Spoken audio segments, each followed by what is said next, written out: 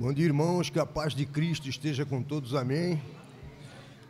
Vamos dar início a mais uma aula, Evangelho de João, capítulo 12, tá? Como sempre, eu vou fazer um pequeno resumo acerca do que o nosso irmão Léo falou na aula passada, no capítulo 11, tá? Então, a gente viu que no capítulo 11, Jesus realizou um dos seus milagres, vamos dizer assim, mais famosos, né? Quando ele ressuscita Lázaro, já estava morto há 4 dias, tá? Aqui esse não foi o penúltimo milagre de Jesus em público narrado no Evangelho de João, né? Porque o último mesmo é quando ele restitui a orelha de Malco, o servo do sumo sacerdote que Pedro havia cortado, né? Mas voltando para Lázaro, a história se inicia com a doença de Lázaro, né? Então, Marta e Maria, suas irmãs, tinham um relacionamento ali próximos, né, com Jesus. Então, a princípio, elas pedem para que alguém vá anunciar acerca da condição de saúde do seu irmão, né, a Jesus. Mas a gente vê que, surpreendentemente, Jesus ele ainda fica mais 2 dias no local onde ele estava, né? E esse atraso, a princípio, né, soa como algo até desconcertante, é como que se Jesus não tivesse dado importância, né, à condição de saúde de Lázaro, tá? Só que esse atraso a gente entende que foi fundamental para que fosse manifestada mais uma vez a glória de Deus, para que fosse operado, né, esse milagre, tá? Por quê? A gente sabe da história, Jesus chegou ao túmulo e ordenou que Lázaro, né, saísse para fora. Aqui, Jesus, ele está ensinando que nem a doença e nem a morte, né, é que elas têm um mistério próprio e que muitas das vezes a gente não entende, não compreende. E diante de tal situação é comum a gente, às vezes, entrar em desespero, e foi o que ocorreu com as irmãs, né? Então, elas demonstram ali choro, pranto, não é verdade? Tristeza. Isso, logicamente, antes de Jesus operar esse milagre, tá? Então, Marta sai correndo ao encontro de Jesus e diz: Senhor, se tu estivesses aqui, meu irmão não teria morrido, né? Aqui tem algo interessante, a gente vê que ela demonstrou fé, sim, em Jesus, no seu poder sobre a doença, né? Se o Senhor estivesse aqui, ele não teria morrido. Só que ela não sabia que algo maior, melhor, estava para ocorrer, não é verdade? Que Jesus ressuscitaria seu irmão, tá? Mas o que eu queria dizer é que nós, muitas das vezes, somos semelhantes a elas, a Marta e Maria, né? Às vezes não compreendemos ali o agir de Deus. Por quê? Porque o tempo de Deus, ele é diferente do nosso tempo, né? Deus é eterno, é atemporal, e muitas das vezes é comum a gente fazer planos para a nossa vida, sem saber o que vai ocorrer amanhã, se eu vou estar vivo daqui a 5 minutos, não é verdade? Mas Deus é o Senhor do tempo, ele é eterno, e a própria vontade de Deus, ela é diferente, né, da nossa vontade, da vontade do homem, porque muitas das vezes é comum a gente age por conveniência, né? Mas tudo que o Senhor realiza é através ali da força incondicional do seu amor, né? Deus é perfeito em tudo que Ele faz, né? Temos que entender isso aí. Então, Jesus precisou ajudar a Marta ali a entender isso quando ele diz: ei, Marta, tem jeito sim, né? Eu estou aqui, eu sou a ressurreição e a vida, aquele que crê em mim, mesmo que esteja morto, ele viverá, né? No mesmo diálogo ele diz também para as 2 irmãs: não te disse que se creres, verás a glória de Deus, né? Então, mais uma vez, essa situação toda ocorreu para que fosse manifestada a glória de Deus, para que pudesse ser operado, realizado ali aquele milagre, né? Assim como no caso de nascença, que nós estudamos na aula passada, retrasada, quando os discípulos, né, eles passam e vê com Jesus o cego, eles questionam Jesus: por que ele é cego de nascença? Ele pecou, seus pais pecaram? Mas não era nada disso, né? Existia um propósito muito maior por trás daquela situação, tá? Mas nesse caso, é interessante também a gente ver que nem a doença e nem a morte não tiveram a palavra final, né? Não tiveram o veredito final. Por quê? Mesmo chegando ali em Betânia, depois de 4 dias, né, dele morto, ainda assim Jesus vai ao túmulo e ordena para que Lázaro saia para fora, né? Um detalhe, a gente sabe ali que Lázaro, né, ele retornou à vida biológica, ele morreu com 30 anos, acho que foi 30 anos, não é isso? Jesus o ressuscitou, acho que ele viveu mais 30, depois ele morreu novamente, a palavra não diz, mas segundo historiadores, alguns dizem que ele morreu de velhice, outros dizem que ele foi assassinado pelos zelotes, né? Enfim, mas o que eu queria dizer é que esse milagre é um convite para que nós possamos acreditar, não é verdade, no plano de Deus, mesmo quando ele parece incompreensível aos nossos olhos, ao nosso modo de ver, né, a situação, né? Então, é uma reflexão acerca da fé, né, da natureza da fé, amém? A gente vê aqui que Jesus superou e supera todas as expectativas humanas, a gente é limitado, né? Nossa pequenez demonstra isso. Então, esse milagre também, ele aumentou tanto a fé de uns, né, viram um homem ressuscitar, mas também gerou oposição por parte dos que já não acreditavam, né? Essa história sempre se repete, nas outras aulas nós falamos, ocorriam os milagres, fortalecia a fé de uns e aumentava a oposição de outros, né, quanto aos atos de Jesus. Isso aí, lógico, provocou um novo conflito ali com a liderança, né, com os religiosos, tá? Mas, a partir desse momento, já começam a traçar planos ali para arquitetar a morte de Jesus, tá? Mas capítulo 11, que é uma recapitulação da aula passada ainda, ele falou basicamente sobre a autoridade de Jesus, né? Sobre a vida, sobre a morte, tá? Também o impacto que os seus milagres causaram ali na época, tá? Isso foi só um resumão do capítulo 11, de tudo que o nosso irmão Léo falou, né? Durante uma hora de aula, tá? Fazer uma prévia acerca de que vai ser falado no capítulo 12, depois a gente vai comentar versículo por versículo, tá? Então, o capítulo 12, ele já começa narrando os eventos que levariam à crucificação, né, de Jesus. Então, a jornada ali, basicamente, dos últimos dias de Jesus na Terra, né, suas últimas decisões que vai impactar ali, né, vai moldar todo o curso da história, né, a partir daquele momento. Mas o capítulo inicia ali narrando o grande banquete, né, que teve ali em Betânia, onde Maria, irmã de Lázaro, vai ungir os pés de Jesus, né? Esse ato também, a gente sabe, já era um prenúncio ali da sua morte, né? Que ocorreria uma semana, né? Uma semana após. E que mais? Ali era uma demonstração de amor por parte de Maria, por Jesus ter ressuscitado seu irmão, né? Depois narra a entrada triunfal de Jesus em Jerusalém, quando ele é aclamado com ramos de palmeiras, gritos de hosana, não é verdade? Em seguida, Jesus prediz sua própria morte, ele adverte também sobre a importância de segui-lo, seguir os seus mandamentos, né, suas palavras, mesmo diante de perseguições, né, de sofrimento. Então, é interessante que esse capítulo 12 apresenta ali a imagem, né, de Jesus em dois aspectos, né? Como um rei triunfante, quando ele entra ali em Jerusalém, e também como um servo sofredor, porque ele já vai predizer ali a sua morte, né? Enfim, esse capítulo de hoje, resumindo assim bem basicão, ele enfatiza a importância de seguir Jesus, não é verdade? Fala sobre o seu imenso amor ali, a sua misericórdia por toda a humanidade.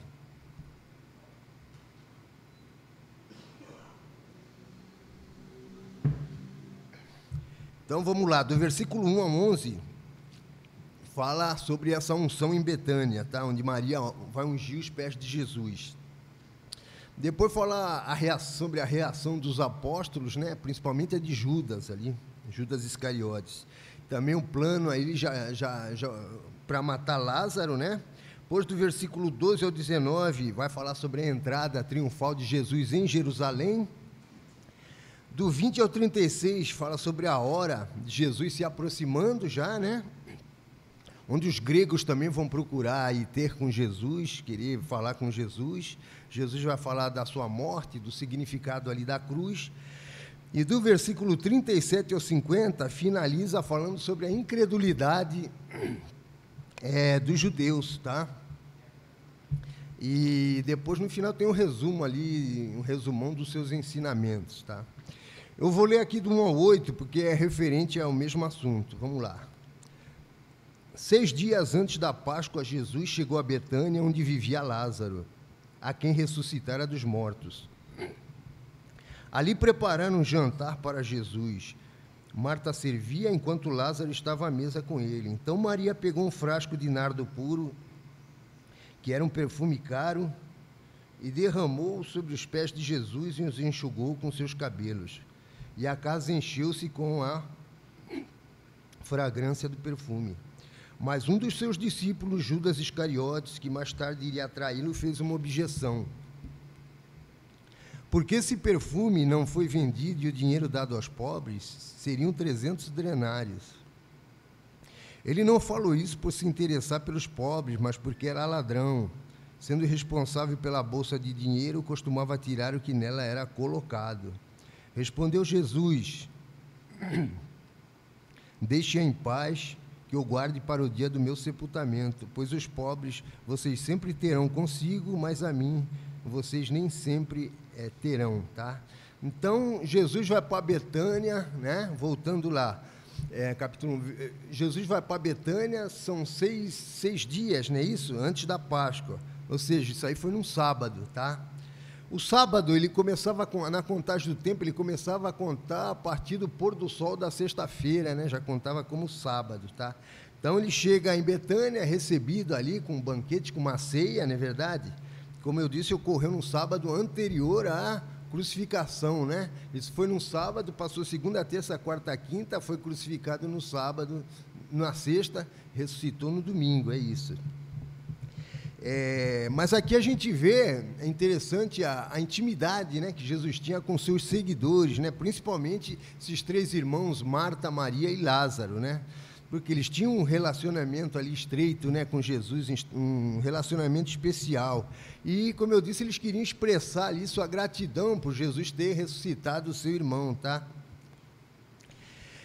Outra coisa interessante, esse milagre também tornou bem conhecida ali a cidadezinha pequena de Betânia, né? Betânia, na verdade, era uma aldeia, né? Um vilarejo, ficava cerca de 3 quilômetros ali de Jerusalém, não é verdade? Também era conhecida como colônia dos leprosos, né? Mas era um local onde Jesus visitava com frequência, ele gostava de estar em Betânia, como se fosse um retiro, ele era bem recebido lá. A palavra Betânia significa casa dos pobres, tá? Depois do versículo 3 em diante, já narra ali Maria, né, pegando frasco de nardo puro, uma essência de perfume, para ungir os pés de Jesus, tá? Aqui também tem uma curiosidade, nos outros evangelhos sinóticos, Marcos, Mateus e Lucas, eles dizem que foi na casa do Simão, né? Só no evangelho de João que narra aqui, cita a presença de Lázaro, não é verdade? Mas o fato é que Maria toma essa iniciativa aí de ungir os pés de Jesus, né? Reconhecimento de como sendo ele o Messias, não é verdade? Enfim, como diz a palavra, esse ato de Maria incomodou muito, né, Judas Iscariotes. Então ele faz essa objeção dizendo que aquele perfume custava 300 denários, né? Um denário na época era relativo ao salário, né, de um dia de trabalho braçal. Então 300 denários, chutando por alto, chegava perto de 1 ano de serviço por um pequeno frasco, né, de perfume, daquela essência ali, tá? Tem versões bíblicas que falam sobre 1 libra de bálsamo de nardo, né?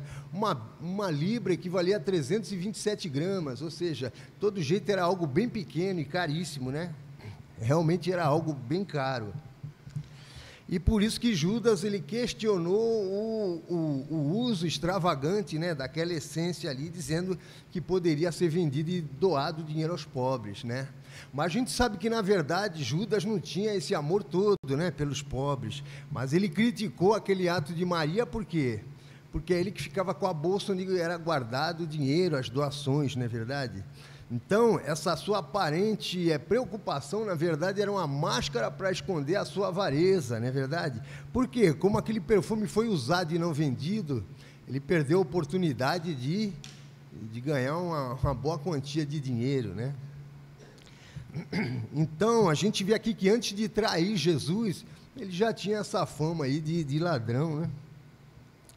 Mas a gente vê que nos versículos 7 e 8, Jesus intercede ali em favor, em defesa de Maria, quando ele diz: deixa em paz, que ela guarde isso para o dia do meu sepultamento, né?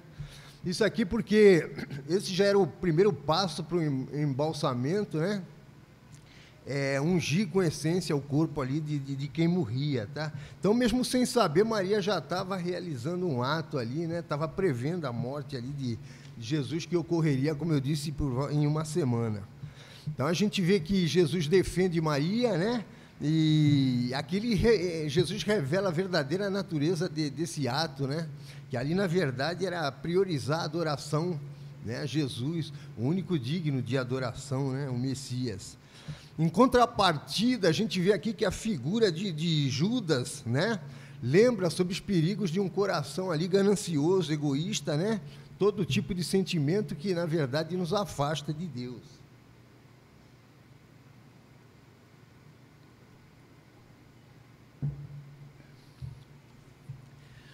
Versículo 9 ao 11. Enquanto isso, uma grande multidão de judeus, ao descobrir que Jesus estava ali, veio não apenas por causa de Jesus, mas também para ver Lázaro, a quem ele ressuscitara dos mortos.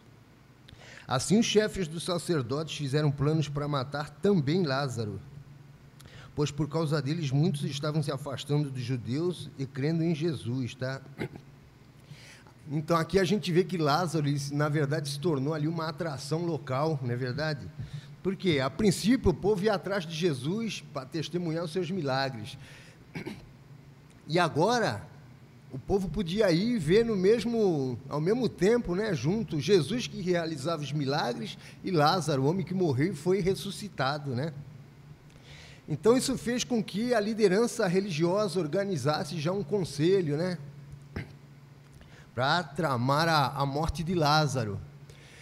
E outro detalhe aqui, muitos dos principais dos sacerdotes eram saduceus, tá? Isso era um motivo a mais para matar Lázaro, porque a gente sabe que na doutrina dos saduceus eles não acreditavam em espírito, em anjos e nem na ressurreição, não é verdade? Então, a gente vê também que essa decisão ela não foi tomada somente por causa de Lázaro, mas porque muitos passaram a crer ali em Jesus por causa de Lázaro, né? Ou seja, muita gente passou de deixar de seguir os religiosos da época ali, tá? Então, eles já tinham motivos de sobra para arquitetar ali um homicídio duplo, não é verdade? Jesus era o primeiro alvo e depois Lázaro ali que estava promovendo a causa de Jesus, né? Versículo 12 ao 19, aqui vai falar agora sobre a entrada triunfal de Jesus em Jerusalém. Eu vou ler aqui direto. No dia seguinte, a grande multidão que tinha vindo para a festa ouviu falar que Jesus estava chegando a Jerusalém. Pegaram ramos de palmeiras e saíram ao seu encontro, gritando: Hosana, bendito é o que vem em nome do Senhor, bendito é o Rei de Israel. E Jesus conseguiu um jumentinho e montou nele, como está escrito: Não tenhas medo, ó cidade de Sião, eis que o seu rei vem montado num jumentinho. A princípio, seus discípulos não entenderam isso. Só depois que Jesus foi glorificado, perceberam que lhe fizeram essas coisas e que elas estavam escritas a respeito dele. A multidão estava com ele quando mandara Lázaro sair do sepulcro e o ressuscitar dos mortos. Continua a espalhar o fato. Muitas pessoas, por terem ouvido falar que ele realizara tal sinal miraculoso, foram ao seu encontro. E assim os fariseus disseram uns aos outros: Não conseguimos nada, olhem como o povo vai atrás dele, né? Então, esses versículos do 12 ao 19 narra já a entrada triunfal, né, de Jesus em Jerusalém, né? A gente vê que aqui é um momento de expectativa, de exaltação do povo, não é verdade? Esse ato ocorreu no domingo, antes da ressurreição, como eu disse, né? Então, uma coisa interessante é que até esse momento a gente vê que Jesus, ele tinha evitado qualquer demonstração de apoio popular, né? Verdade? Lá em João 6,15, o povo queria aclamar ele rei, à força, né? Mas ele se retira, ele vai lá para o monte, mas aqui a gente vê que ele até consente essa, vamos dizer, essa euforia do povo, né? Então, como diz a palavra, ele é recebido com acenos de ramos de palmeiras, né? Gritos de hosana, né?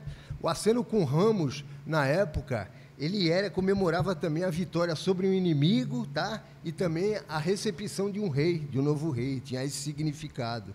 Então, Jesus estava sendo saudado ali como o rei de Israel, né? Que veio como autoridade, né? Do Senhor.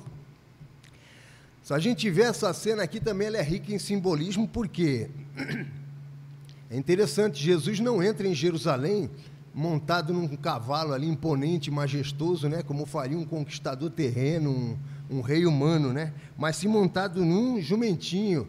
E por que isso? Para que se cumprisse a profecia lá de Zacarias 9:9, que diz: alegre-se muito, cidade de Sião, exulte Jerusalém, eis que o seu rei vem a você, justo e vitorioso, humilde e montado num jumento, um jumentinho cria de jumenta, né?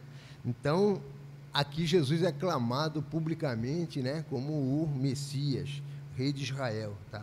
Na antiguidade, outra curiosidade, o jumento, ele era um animal ali também, que era símbolo, né, da realeza judaica, tá?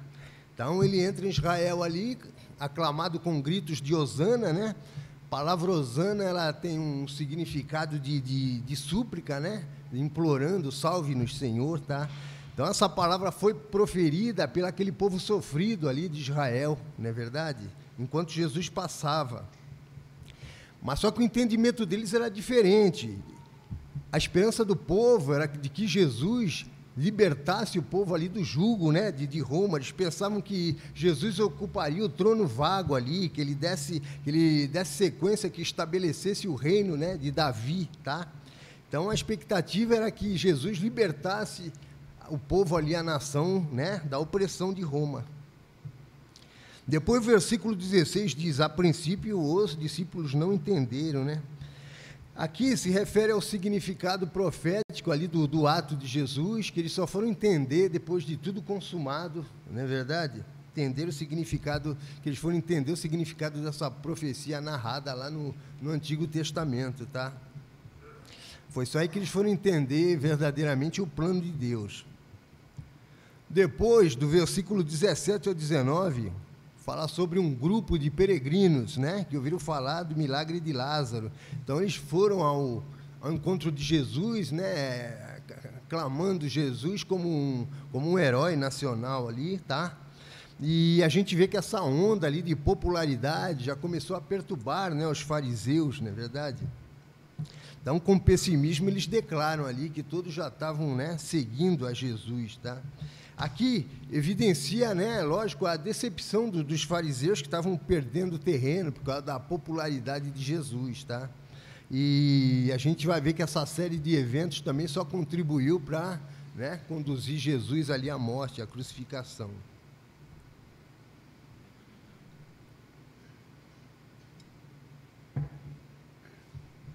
Hoje eu estou cheio de gripe, então está mais difícil. Do versículo 20 ao 36. Aqui já começa a falar sobre a morte, né? A sua morte. Entre os que tinham ido adorar a Deus na festa da Páscoa, estavam alguns gregos. Eles se aproximaram de Filipe, que era de Betsaida, da Galiléia, com um pedido: Senhor, queremos ver Jesus. Filipe foi dizê-lo a André, e os dois juntos o disseram a Jesus. Jesus respondeu: chegou a hora de ser glorificado o Filho do Homem. Digo-lhes verdadeiramente que, se o grão de trigo não cair na terra e não morrer, continuará ele só, mas se morrer, dará muito fruto. Aquele que ama a sua vida a perderá, ao passo que aquele que odeia a sua vida neste mundo a conservará para a vida eterna. Quem me serve precisa seguir-me, e onde estou, meu servo também estará. Aquele que me serve, meu Pai o honrará. Agora meu coração está perturbado. E o que direi? Pai, salva-me desta hora? Não, eu vim exatamente para isso, para esta hora. Pai, glorifica o teu nome. Então veio uma voz do céu: eu já o glorifiquei, eu o glorificarei novamente. A multidão que estava ali e a ouviu disse que tinha trovejado. Outros disseram que era um anjo que lhe havia falado. Jesus disse: essa voz veio por causa de vocês e não por minha causa. Chegou a hora de ser julgado este mundo. Agora será expulso o príncipe deste mundo. mas eu, quando for levantado da terra, atrairei todos a mim. Ele disse isso para indicar o tipo de morte que haveria de sofrer. A multidão falou: a lei nos ensina que o Cristo permanecerá para sempre. Como podes dizer, o Filho do Homem precisa ser levantado? Quem é esse Filho do Homem? Disse-lhes então Jesus: por mais um pouco de tempo a luz estará com vocês. Andem enquanto vocês têm luz, para que as trevas não os surpreendam, pois aquele que anda nas trevas não sabe para onde está indo. Creiam na luz enquanto vocês a têm, para que se tornem filhos da luz. Terminando de falar, Jesus saiu e ocultou-se deles, né?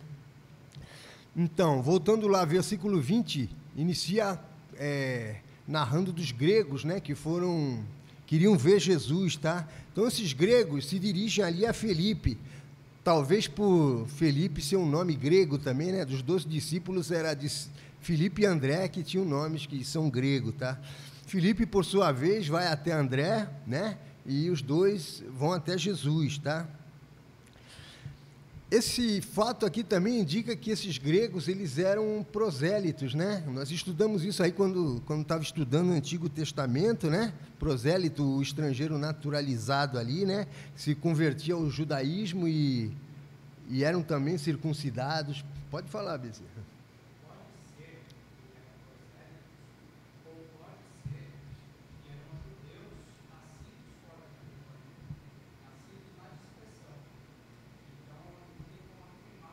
Entendi. Não tem definido, né? Pode ser também. Certo. Então, enfim, né? Caso fossem prosélitos, eram os judeus chamados não gentios, não é verdade? Que aderiram ali ao monoteísmo, né? De Israel, tá? Mas o que importa aqui, ao narrar esse fato, João ele está mostrando que a salvação que foi rejeitada, né, por muitos judeus tinha sido aberta, foi dada ali, né, aos gentios. Por quê? Na chegada ali daqueles gregos, a gente vê que Jesus ele começa a declarar ali, né, falando sobre o significado da sua morte, diz que chegou o momento ali de ser glorificado o Filho do Homem. Outra coisa interessante que até esse momento aqui, antes disso, Jesus dizia, né, por várias vezes, não é chegada a minha hora ainda, não é verdade? Mas aqui ele se refere sim à sua morte e à ressurreição. Ou seja, a glorificação começaria na morte, né, e incluiria lá, se completaria na sua ressurreição, tá? Então, aqui Jesus fala sobre o significado da sua morte, e interessante, ele compara a sua morte como uma morte num grão de trigo, que só pode, né, frutificar, florescer se ele cair na terra e morrer, não é verdade? Aqui, se o grão de trigo não morrer, continuará só, mas se morrer, dará muito fruto, né? Então, o princípio aqui da vida através da morte é ilustrado através de um exemplo agrícola, né? É interessante isso. Ele usa essa analogia, Jesus, para poder enfatizar sobre a necessidade, né, do seu sacrifício na cruz, né, para a redenção ali da humanidade. Também para a expansão do reino de Deus, né?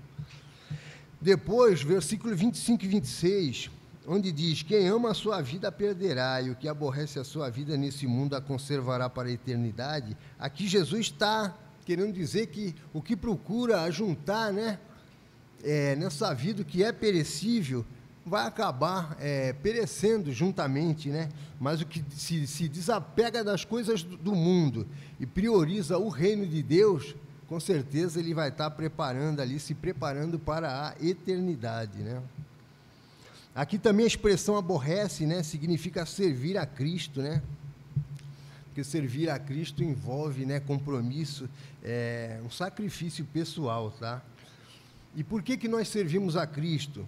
Porque Jesus foi o exemplo vivo do que significa ali servir, né? Aborrecer sua própria vida, né? Para poder cumprir o propósito de Deus.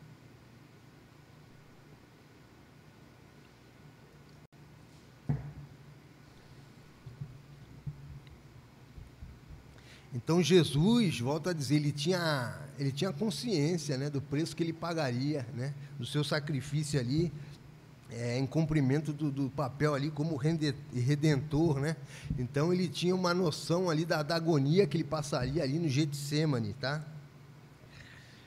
Versículo 27, agora o meu coração está perturbado. Aqui, né, mais uma vez, uma expressão de angústia, indicando a condição que ele estava ali, né, humanamente falando, porque ele sentiu na carne, como qualquer um de nós, toda a tortura, não é verdade? Mas, lógico, a sua submissão foi total ali, até a morte consumada, né? Depois, no versículo 28 e 29, onde diz, Pai, glorifica o teu nome, e a voz do céu diz, já o glorifiquei, né? Aqui o último desejo de Jesus era glorificar, não é verdade? Glorificar ao Pai. E aqui Deus responde dizendo que Jesus já o tinha glorificado. E por quê? De que forma? Porque ele cumpriu, não é verdade? Isso aí ocorreu como? Essa glorificação? Através do seu ministério terreno. Ele fez tudo ali que lhe foi proposto, né? E depois diz que o glorificaria novamente. De que forma? Através da sua morte e da sua ressurreição, não é verdade? No versículo 29, o povo achou que era um trovão, né? Então, o povo limitado, né, no seu entendimento ali, eles interpretaram mal, olha só, esse testemunho de Deus, né? Versículo 30 ao 33. Jesus disse, essa voz veio por causa de vocês, e não por minha causa. Chegou a hora de ser julgado este mundo, agora será expulso o príncipe deste mundo. Mas eu, quando for levantado da terra, atrairei todos a mim. Ele disse isso para indicar o tipo de morte que haveria de sofrer, né? Então, versículo 30. A voz foi ouvida por todos, né? Justamente para mostrar que Jesus era o Messias ali, o Filho de Deus. No versículo 31, o príncipe deste mundo, logicamente, se refere a Satanás, não é verdade? É o príncipe desse mundo caído ali por causa do pecado. Mas agora a gente sabe que na cruz, então, seria derrotado, né, o pecado, a morte, o mundo, né, o velho homem, e haveria juízo através ali da sua morte e também a derrota de Satanás. Versículo 32, quando for levantada, atrairei todos a mim, todos que aceitarem, né, e também tanto os gregos como os judeus, né. E a mim, logicamente, é referente à salvação que será obtida mediante a fé no sacrifício de Cristo, né, como único meio pelo qual havemos de ser salvos, tá? Depois, versículo 36, fala sobre o tipo de morte que ele haveria de sofrer. Aqui, logicamente, se referindo à crucificação, não seria por apedrejamento ou de outra forma qualquer, mas sim na cruz, né? Versículo 34, a multidão falou, a lei nos ensina que o Cristo permanecerá para sempre. Como podes dizer, o Filho do Homem precisa ser levantado? Quem é esse Filho do Homem, né? Aqui, mais uma vez, a gente vê a indignação do povo, não é verdade? Mas por quê? Por causa da falta de entendimento, né?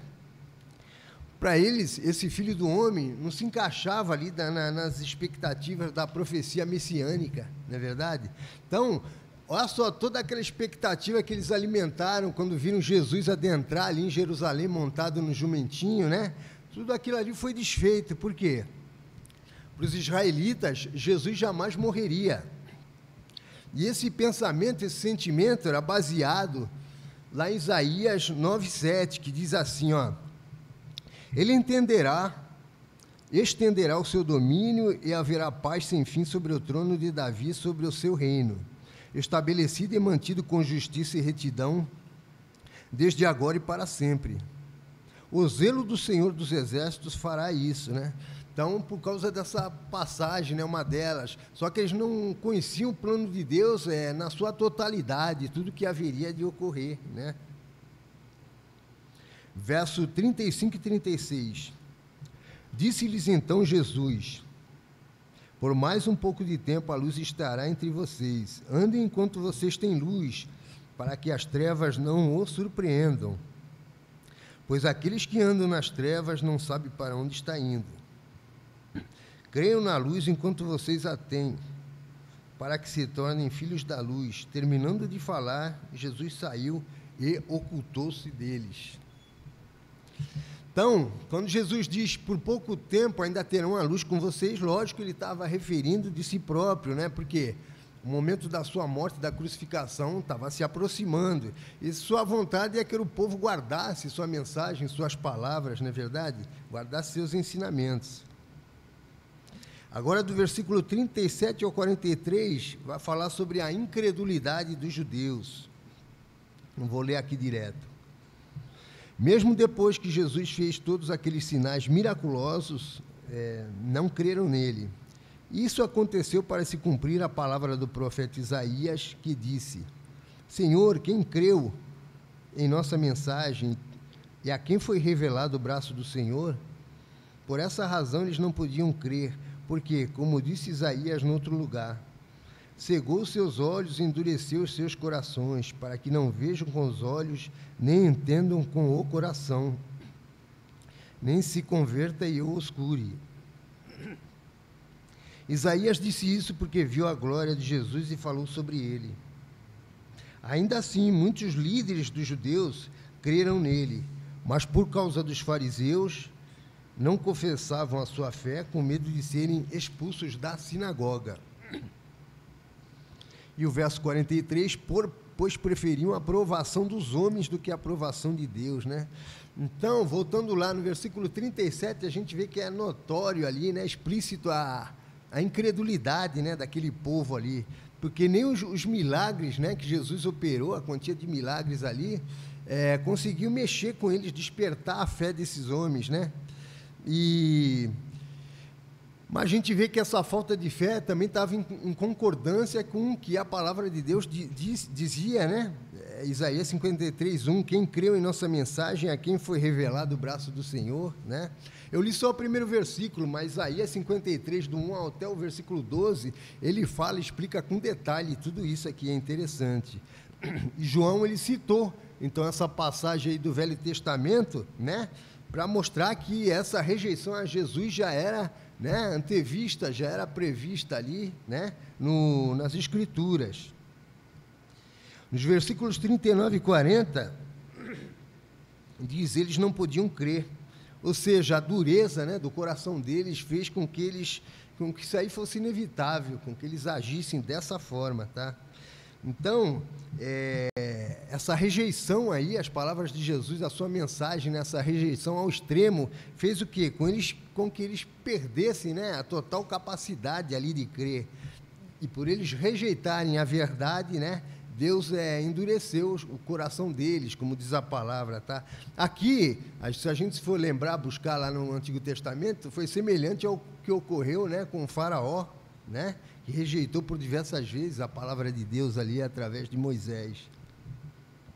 Depois, no versículo 42 e 43, diz que muitos membros do conselho creram em Jesus, né? Só que eles não confessavam porque temiam a opinião dos outros líderes, não é verdade? É interessante, ainda hoje existem cristãos que agem assim, dessa forma, dessa maneira, isso é muito perigoso, né? Porque esse tipo de cristão, com certeza, ele vai ficar confundido, né, no dia da volta aí de Jesus, tá? Para finalizar aqui, do versículo 44 ao 50, né, narra um resumo total, geral, do ensino ali de Jesus. 44, então Jesus disse em alta voz, quem crê em mim, não crê apenas em mim, mas naquele que me enviou. Quem me vê aquele que me enviou. Eu vim ao mundo como luz, para que todo aquele que crê em mim não pereça nas trevas. Se alguém ouve as minhas palavras e não as guarda, eu não julgo, pois não vim para julgar o mundo, mas para salvá-lo. Há um juiz para quem me rejeita e não acredita nas minhas palavras. A própria palavra que proferiu condenará no último dia, pois não falei por mim mesmo, mas o Pai que me enviou me ordenou o que dizer e o que falar. Sei que o seu mandamento é a vida eterna, portanto, o que eu digo é exatamente o que o Pai me mandou dizer, né? Aqui nos versículos, voltando lá, 44 e 45, né? Jesus está dizendo que todos que criam nele, né? É porque tinham a fé em Deus, né? Porque Jesus é a manifestação pessoal, né, de Deus, tá? no 46 e 47, Jesus diz que não julgava os que não guardavam as suas palavras, ou seja, ele não exerceria o juízo, né, naquele momento, tá? Por que isso? Ele veio ao mundo pela primeira vez, né, como um salvador, tá? Mas na sua volta, os que não o aceitaram, não é verdade? Com certeza, a própria palavra diz, eles serão julgados pela palavra de Deus, tá? E os 3 últimos versículos, 48 ao 50, onde diz as palavras que proferi, ou seja, Jesus pregava o que ele havia recebido diretamente de Deus, né? Diretamente do Pai, do Criador. Então, rejeitar a sua palavra era o mesmo que estar rejeitando ao próprio Deus, não é verdade? Mas esse estudo de hoje é para a gente refletir sobre as nossas expectativas, né, acerca de Jesus, a respeito de Jesus, porque muitas das vezes é comum a gente agir como aquela multidão lá em Jerusalém, né, esperando o quê? Que Jesus atenda às nossas necessidades pessoais, né, temporais, momentâneas, tá? Mas Jesus, ele nos convida para olhar muito além disso aí, né, das circunstâncias terrenas, porque só assim nós vamos entender o verdadeiro sentido do que é o reino de Deus. Amém? Essa aí foi a aula de hoje. Que Deus abençoe a todos. Mais uma vez eu agradeço a oportunidade.